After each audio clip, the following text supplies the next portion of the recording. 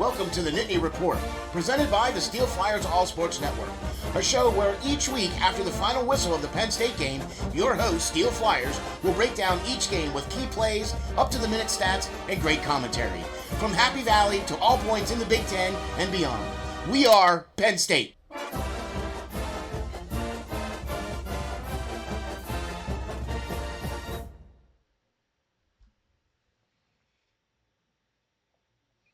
Ladies and gentlemen, welcome to the Nittany Report, Week 2. That's right, here we are, your host, Ron SteelFlyers, that would be me, sitting here on Mike's side at here with you, and we going to talk Penn State. And how about that, folks? Boy, I'll tell you what, that was not quite the game we were expecting, I think, against Bowling Green. And how about them Falcons? Boy, did they come out swinging. Holy moly. Anyway, thank you all for tuning in and checking us out for the Nittany Report for Week 2. Penn State defeats the Bowling Green Falcons 34-27. What turned out to be a beautiful day in Happy Valley for the home opener. Penn State comes into the game ranked number 8 overall in the AP poll. And I think people were maybe thinking that Bowling Green was going to be an easier game, I think. And let's face it, folks, it really wasn't. Penn State come out, and they were a little bit flat, especially at the beginning of the game. And then, no delay in this one here because it was a beautiful day in Happy Valley. They were calling for rain, and it was supposed to be a little chilly and a little windy, but it ended up being a sunny, beautiful day. Perfect day for football. So here we go for the home opener. And, of course, with 103,000 fans packed to the gills, Beaver Stadium was rocking. Let's just say that. All right. But so were the Falcons out of the gate, getting the opening kickoff and then marching the ball right down the field for the opening score of the game. Connor Bazelak for the Falcons, boy, did he have a day against the Penn State defense. 25 of 39, 254 yards, 2 touchdowns, and 2 interceptions. And I got to tell you something, folks. Man, that's a pretty serious day. Before we get into it, though, we're going to say hop on over to the website at steelflyers.com/link/Nittany Report to check out the last 2 shows that we had out there for you. And then this one will be posted here soon as well. So be sure to check that out. Thank you all for tuning in. And I'll tell you what, here we go. One of the things that I have to tell you, aside from what the Falcons did, is let's talk about, this young man right here. And I heard some rumblings the last 2 games that he should be in consideration for, that old trophy with the special pose. And I don't know yet. I think that's a little too early after the 2nd week. He hasn't really done anything eye-popping as far as I'm concerned, but we'll see. These were just rumblings that I heard, you know what I mean? Like, I saw an article or 2 about it, and I was just like, okay, I can understand somebody trying to put that name out there, but I'm thinking maybe there might be another player or 2 on this team that might even be more of a consideration. But first of all, let's get into Drew Allar. He had a really good day, pretty proficient, 13 for 20, 204 yards, 2 touchdowns, and a pick. And he looks more in control. He had almost 50 yards rushing as well, too. I believe he had 48 yards rushing. Penn State did a monster game on the ground, and as far as that's concerned, they had over 200 yards on the ground well, we're going to get into that here in a minute. But he had 48 of those rushing yards himself, I believe. So, and looked pretty good. It was a little shaky at the beginning. It just seems like it just takes that series or 2 for them to get into rhythm. You know what I mean? And I got to be honest with you, without having Michigan on the docket this year for Penn State, I don't even think Michigan's going to be that much of a threat right now, just because they've lost a lot. They got a new coach. They're starting basically with a bunch of guys that are young. So we'll see how Michigan turns out this year. We'll see. But I'm really liking what I'm seeing out of Drew Allar. and he's been playing really well. He had one pick, but and he was sacked twice. So the offense kind of led in 2 sacks, but not only were the Bowling Green Falcons offense doing really well, but they were pretty much doing a pretty good job as far as contain for the most part on the Penn State offense. It was like Bowling Green. It was kind of like last week's game where West Virginia like led in time of possession. The same thing with Bowling Green. They led in time of possession, but Penn State just when they got the ball, they were very efficient. They had a 9 yard drive, a 9 play drive that lasted for like 3 or 4 minutes. So it's not like they're eating up a whole lot of clock. They're just getting stuff done. So that means defense out on the field a lot. You know what I mean? So, but offense, holy moly. I'm going to call this thunder and lightning because I'm just gonna. And we're going to talk about the lightning. And that is Nick Singleton.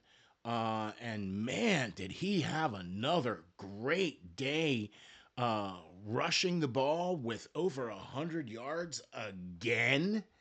So that's 2 weeks in a row now for him, and I'm thinking he might be more on the watch list than anybody. Well, anyway, that's just kind of my opinion. But anyway, he also had a touchdown receiving and a touchdown rushing. So Nick has just been playing really well. He had the offensive line just opened up some holes for him to just run through him and another player we're going to talk about here in a minute too.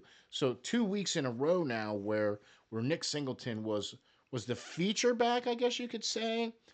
He did have over 100 yards and he had a really good average. He also had a touchdown receiving and a touchdown rushing the ball as well too. So that's great for the Lightning. Now we're going to talk about the Thunder, right? And I think the reason why I say this is just because I think his running style is more of a gee, how would Boomer say it? Oh yeah, he just runs through people. You know what I mean? Where Nick Singleton's gonna bounce and has the speed to say see you bye. Not saying that Allen doesn't have the same kind of speed because they both are really fast runners, but Kaytron just runs over people, man. And I love watching this kid run, man. He just runs. He has that angry, purposeful run style. You know what I mean? And I just like how he's able to do that this week after not having so many yards last week. I think he only had like 40 or so yards last week, but this week, boy, he also was over the 100-yard mark.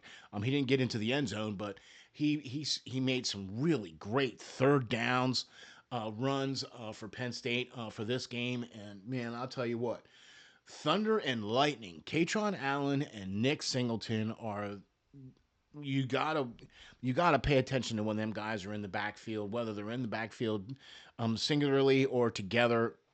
You got to pay attention to them guys because they know how to get things done, get the yards. They're good out of the backfield. They've flanked.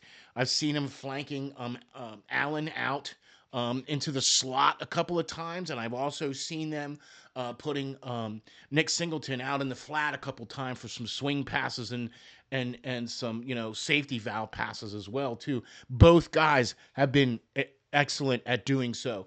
Both guys are also good at picking up blitzes too. So complete games here now for both of these running backs, Thunder and Lightning. We're calling that. So hey man, what? You gotta get something. But I gotta tell you something here, folks. This last week we saw Harrison Wallace as the feature for for Drew, and this week this is who we saw, the tight end, Tyler Warren. Holy moly! Talk about a breakout game for number 44. He was virtually unstoppable. I believe he had 10 targets with 8 catches, 148 yards. Now, he didn't make it into the end zone, but I'm going to tell you what. This guy reminds me a lot of a certain player that just signed an extension with the Pittsburgh Steelers. Oh, yeah, Pat Fryermuth. And he's not quite as tall, but he's got the same speed. He catches everything around him, and he just runs over people, right? So I'm down with a tight end like that. He's also really good at blocking and being part of that run game. It's very rare that he comes off the field. You know what I'm saying, right? So check that on there, man. Mr. Tyler Warren, 8 catches, 148 yards. He was definitely on fire or en fuego, if you will. But monster game out of him. He was definitely the main target for Drew this week. Harrison Wallace did not get a catch this week, but we had Nick Singleton feature more into the passing game, as well as Kaytron Allen feature more into the passing game, and the tight ends were featured more in this passing game today, or for the game against Bowling Green. So, there you go. I think that's a good way to round that out there. I got to be honest with you here. There's one thing that has me a little concerned. And I say concerned because we're only 2 games in, but it just seemed like Bowling Green was able to just do whatever they wanted. I mean, 25 for 39 and 254 yards, 2 touchdowns. Now, he did have 2 picks, but that's pretty much marching the... I mean, I watched Bowling Green basically march the ball up and down the field all day long. They led in time of possession. They had more first downs. They had better third down proficiencies. They went for it more often on fourth down than what Penn State did. I mean, they basically controlled the clock. It's like the game, I think, turned towards the end of the game there when Penn State scored to go up top. I think that was, I mean, I know it was late in the game, but because it was such a close game, I don't think people were expecting this game to be this close.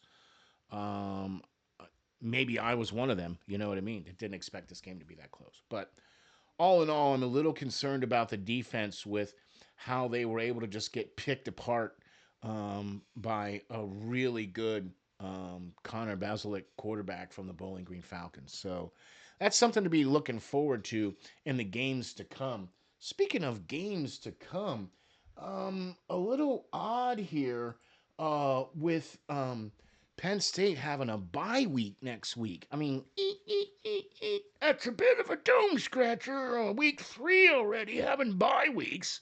I didn't think they started until at least after halfway through the season, but they get a bye week early, so there you go. Gives time for players to rest up and get healed up, and have a little time to go see family or do whatever they want to do. Have some time off away from the field. It's good to have that, but to have it so early in the season, I don't know. That's well, we'll see. Up next, though, is Kent State for Penn State. So be sure to be checking that show out for sure. That'll be coming up after their bye week. That's September 21st is the game for that one. Not sure what time that game's going to start, but be looking for that one as well against Kent State. So we'll see how that goes for the Nittany Lions. Thank you all for checking us out and tuning in, man. We really appreciate it. If you really wouldn't mind hopping on over to the website, SteelFlyers.com, and checking it out, and /links/the Nittany Report. You know what I mean? We can get you on over there. You know what I mean? And you can check that out. That would be really cool. Appreciate that. Got a little like and a little subscribe. You can also check us out on YouTube.